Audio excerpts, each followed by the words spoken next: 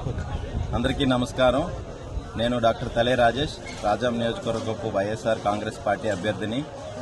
నిన్న అనగా 18వ తేదీ సాయంత్రం మా ప్రచార రథము దురదృష్టవశాత్తు యాక్సిడెంట్లో గురై ఒక 10 ఏళ్ల బాబుకు సివియర్గా ఇంజరీస్ జరగడం జరిగింది. అయితే ఈ క్రమంలో వెంటనే మా డ్రైవరు, మా సహాయకుడు స్పందించి వెంటనే బాలుడిని దగ్గరలో ఉన్న హాస్పిటల్కి తీసుకువెళ్ళడం, వెంటనే వైద్య సిబ్బంది స్పందించి ఆ అబ్బాయిని వెంటిలేటర్ మీద పెట్టడం జరిగింది. అయితే ఆ తర్వాత ఒక అరగంట తర్వాత తను ప్రాణాలను విడవడం జరిగింది. అయితే దీన్ని కూడా రాజకీయం చేస్తున్నారు. దయచేసి తెలుగుదేశం పార్టీ వాళ్ళకి ఇదే విజ్ఞప్తి చేస్తున్నాను. ఒక 10 ఏళ్ల బాలుడికి యాక్సిడెంట్ జరిగిన క్రమంలో మీరంతా కూడాను మానవతా దృక్పథంతో స్పందించి చేతనైన సహాయం పార్టీలకు అతీతంగా చేయాలే తప్ప ఇలా రాజకీయం చేయడం తగదు. అలానే వెంటనే కూడాను మా నాయకులు కూడా అక్కడికి చేరుకొని అక్కడ ఉన్న వాళ్ళని అందరినీ, వాళ్ళ పేరెంట్స్ని కానీ బంధువులను కానీ అందరినీ పరామర్శించడం జరిగింది. అది ఈరోజు ఉదయాన్నే నేను అక్కడికి వెళ్లి ఆ బాధిత కుటుంబాన్ని అందరినీ కూడాను పరామర్శించి నేను వాళ్ళని ఓదార్చడం జరిగింది.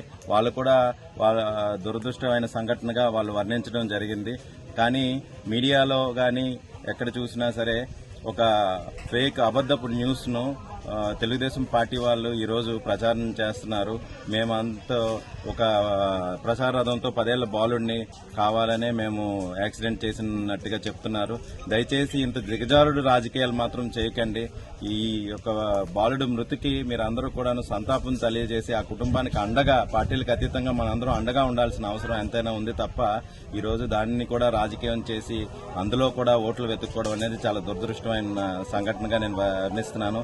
దయచేసి ఎవరు కూడాను ఇలాంటి తప్పుడు వార్తలు కానీ తప్పుడు న్యూస్ ను స్ప్రెడ్ చేయకండి. అక్కడ మా డ్రైవర్ కూడా సకాలంలో స్పందించాడు. వెంటనే తీసుకువెళ్లి హాస్పిటల్కి తీసుకువెళ్లాడు. వెంటనే మేము డ్రైవర్ను కూడాను పోలీస్ స్టేషన్లో మేము లొంగిపోవడానికి చేసి తర్వాత వెహికల్ని కూడాను పోలీస్ స్టేషన్కి అప్పచెప్పడం జరిగింది.